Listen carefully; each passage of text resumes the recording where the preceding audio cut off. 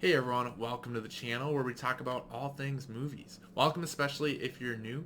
If you enjoy talking about movies and staying up to speed on what's in theaters and what's worth checking out, be sure to hit that subscribe button so you don't miss any of my videos when they post. Alright, with that, today we're going to go over my top 10 movies of 2022 so far. So we're at the halfway point, getting at the end of June, and just looking back on the last 6 months and going to just briefly discuss what I think are the best, or at least my favorite 10 films of the year so far. So this list may change come the end of the year as time passes, reflecting on films, your opinions can change.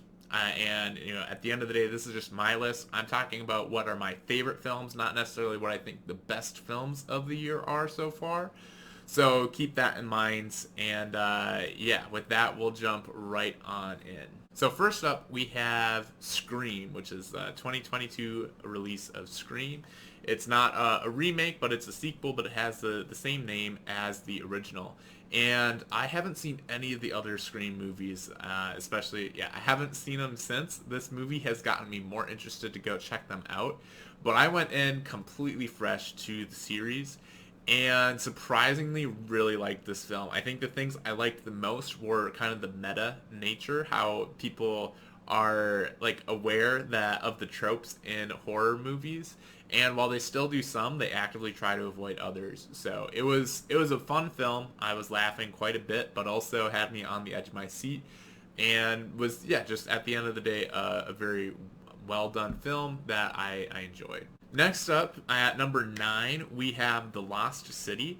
This film was just so much fun to go see in theaters. Like, yeah, it's not the best film ever, but I had a lot of fun with it, and that's why it makes it into my top 10. And I went, I think it was opening night, or it was like opening Thursday. It might have been Friday, but the theater was full with a lot of people. Most of them were, in their 30s or 40s, and like that sort of age range, so a bit older as the Sandra Bullock crowd.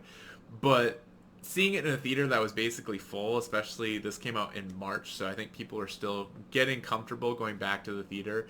It was just a lot of fun to be there with other people, enjoying the movie that you were enjoying, laughing at the same stuff you were. Sure, Daniel Radcliffe's a little over the top as the villain, but the on-screen dynamic between Sandra Bullock and Channing Tatum was just really fun to watch the entire movie through. Brad Pitt was a treat in the film as well. So this one, yeah, not like the best film ever, but it was one of the best times I've had, or the most fun times I've had at the theater this year. Up next, we have Cyrano. This is my number 8 pick. I really liked this film. I think I forget, it's been a little while since I've discussed this, but trying to remember back, I really liked the music of the film. I Yeah, it's a brand new musical. It's not like the music was original to the film. The film is inspired by a play, or it's like adapted from a play, but it's still very much its own thing. So I didn't know, I think, until after I saw the movie, that it was actually written by Peter Dinklage's wife. And I think you can see a lot of that in the film, or just I mean, like, Cyrano is such a lovable character, and you can't help but think, I don't know if they would try to deny this, but like his wife obviously had him in mind when writing this role. So that comes across. I thought all the main actors had, like, they all played their parts very, very well, and I liked how the music was done. It felt like it was actually being sung and it wasn't being dubbed over. So that meant that the actors and actresses were filling, like, it sounded like they were filling the space that they're actually in, and that's not always the case with musicals. So this one, I really liked. It's not often that you get a brand new musical with good music and a pretty good story. So this one, I definitely recommend. It's one of the best musicals I've seen lately. Number 7, we have Duel. This film it was not really on my radar. I think I'd seen a trailer for it, but why I have it in my top 10 is, and like, a few steps up into the top 10, is the kind of the uniqueness of it. It's definitely it has a lot of dark humor in the film, and like a lot of dry humor. So that aspect of it appealed to me very much. Like, that's right up my alley. That's my type of humor. I don't really care for slapstick humor. So we don't get that in every movie. So seeing it in this, where here again, it's not the best movie, but what it gave us, it just connected with me, and the experience that I had is what puts it into the top 10. So I think it's worth checking out if you haven't already. It's still a pretty good story, but yeah, it's not it's not top tier anything, but it's if that's what you're looking for as more of a darker film, darker comedy, that should scratch that itch. Number 6, we have The Outfit. This is another one that I wouldn't have like expected to like this much. I'd seen the trailer, it looked kind of interesting, but then when I went to go see it, the story is really good, and like the reveals that happen throughout it just kept you engaged and on the edge of your seat. It is all filmed at like one location, at least in the movie it's all one location, so it feels very much like a play that they've captured in a movie format. And there again, you don't get that with every movie, so it's that kind of unique experience with the really good storytelling. The characters and the acting were all really good, and so I enjoyed this one a lot. I don't know if it's necessarily one that I'm going to go back and rewatch a ton, but it was really good at least one time around. So it's number 6 on my list of 10. Next up, we have at number 5, The Northman. This is one that I was really looking forward to. I've heard about it from other people. It got onto my radar, and then as I was seeing trailers for it, it just looked like a really good quality film. So I was very excited to see it. Just because something's done very technically well doesn't mean that it's going to be good. But this one did turn out to be pretty good. I think the second act is a little slow, and it's maybe not what things like. Looking at the poster, I think you could assume it's going to be a slightly different film than it is. Especially like him standing on that rock facing off of a fleet of ships. Like that, it makes it seem like it's more of an action film than it is, but it isn't. It's much more of a drama and a revenge story and like a character study. So but I really liked it. I think the second act is what weighs it down a little bit, but like the cinematography, the acting, the action that we got, like the set pieces, the design and everything. So like it has some really epic stuff in it. So that is top 5 for me at this point in the year. Number 4, we have The Black Phone, and this one just came out. I was looking forward to this, and it looked like it would be the sort of horror movie that I could really like, even though I don't enjoy horror as a whole. I'm starting to enjoy it a bit more the more I see, but it's still not one of my favorite genres. So this movie, though, which has some jump scares, it's still a horror movie, but it's very much based in reality. It doesn't overload you on a lot of the horror elements. It's more, I think, it's mostly focused on the story and the characters. And then the horror is just the subgenre, so it's not the front and center focus. And that's the sort of horror movie I like. Like another movie that's very much like this as far as getting that tone correct, for at least my personal enjoyment, is The Invisible Man from 2020.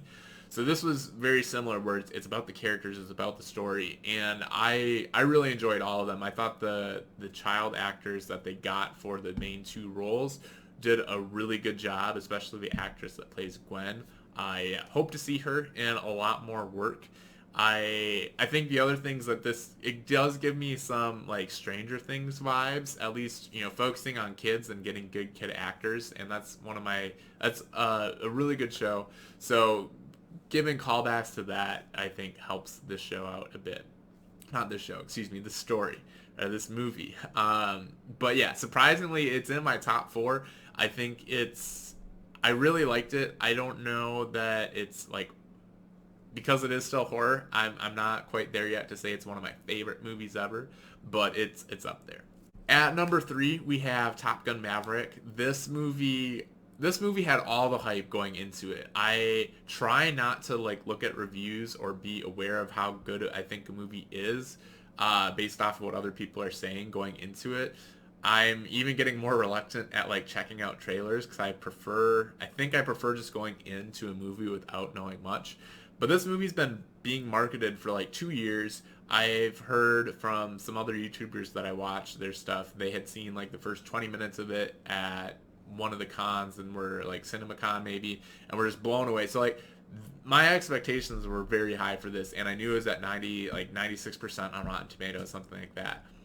And like normally most things can't live up to that much hype, but this did. I absolutely loved this film. It was great to see. I saw it in IMAX opening night, and I saw it the following weekend in Dolby Atmos.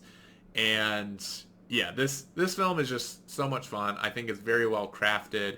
Sure, you can maybe poke some holes here and there, but the rest of the film is just that enjoyable where I didn't mind turning that part of my brain off. And it really wasn't, yeah, it wasn't very hard to turn that part off. As it is, like some other movies like Jurassic World Dominion, Moon, those are the ones that come to mind where, like, yeah, I guess those are kind of fun, but that part of my brain, like picking apart the pieces of the story, like this doesn't make sense, that doesn't make sense, they shouldn't be doing this.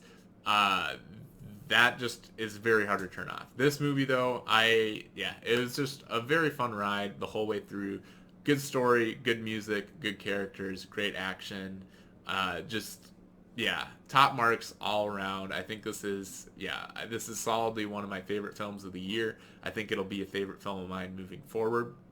Maybe not quite on the level of some of my other favorites, but especially for like this type of genre, I like this film a lot.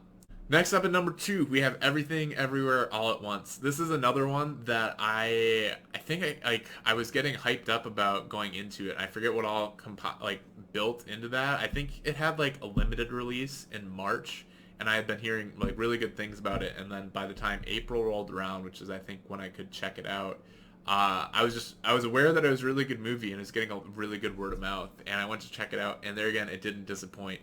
I think what I love most about this film is kind of the logic elements that it explores, like the multiverse, and like their perception of it was just like really interesting to kind of think about, because it was a different take than I've seen before. So anytime a movie can get me like interested in the concepts and like thinking about how does that make sense, or is that possible, and for it to hold together. I mean, I haven't done like a deep dive on it, but it makes sense, and the fact that it makes sense even though it's complex, I really enjoy that part of it. But aside from that, it has really good characters and a great story, and there again, all around, just like top marks. Very well shot. The soundtrack was good, and yeah, I can't recommend this one enough. This is definitely one of my favorites of the year. I think this will have very good awards, nominations and stuff like that. So I'm curious to see how many that is come the end of the year. I believe it's now the highest grossing A24 film as well. So it's done very well in theaters. And then last up, number 1, you may have been able to guess it if you've been following my channel at all, but it's The Batman. This has the added benefit of being part of like a franchise that I love. Not really. I mean, it's the first of a reboot, but I love Batman, and like I like superheroes are basically my favorite genre at this point. I'm huge on the Avengers, pretty big on DC stuff, but I mean, I grew up on like the Dark Knight trilogy, things like that. So I was really excited to see this new version of the character. And what we got was like one of the most artistic films that I've seen as far as cinematography. Like every single shot in this film is like is a work of art. And for me, I really appreciated that. I think some people that might be overbearing or feel a little over the top or pretentious, but I really enjoyed it. I loved the music. It's a fairly some of the themes are fairly simplistic, but they fit the mood so well. And yeah, I thought it was a fresh take on Batman. It's not one that I've seen on film before. And I found the story pretty compelling. I think the third act is maybe a little weak, but the first 2 acts are really good, and I just really enjoyed the film. This one again I saw in IMAX and I saw in Dolby Atmos. But yeah, I think the Batman hands down is my favorite film of the year so far. I think if I didn't have the added love of like Batman in this world already, it might not be number 1, but the fact that that's there, again, it's a subjective list, so it's my personal experience. I was looking forward to this film so much. Probably my most anticipated film of the year, or at least up there, along with the Doctor Strange and the Multiverse of Madness. But unlike Doctor Strange, this one lived up to my hype and my expectations going in. So That does it though. That's my top 10 of the year so far as we're at the end of June 2022. I'd love to hear your list down below. If you don't maybe have a top 10, if you've got a top 3 or top 5, whatever it is, I'd love to hear your thoughts. Again, everyone has their own list. That's the beauty of film. We're here to share and to just, share our love of films in general, see where it overlaps, maybe some of our differences, but appreciate those differences. And I think ultimately be thankful that other people enjoy movies more. Like if somebody has something in their top 10 that I don't, hey, that means that you enjoyed it more than me, and I'm glad. Like, I enjoyed it as much as I did for whatever movie it is, and if I know that you enjoyed, a movie more than me, I'd prefer that than you enjoying it less than me, because that's, I don't want you to dislike the movie or anything like that. So from my point of view, how much I'm going to enjoy it is set, and then kind of relative to that, I'd hope everyone enjoys stuff more than me, because that would mean there's more enjoyment of film overall. So, yeah, be sure to share your thoughts in the comments below. Let me know your top movies of the year so far. But with that, thanks for watching, and we'll catch you in the next video.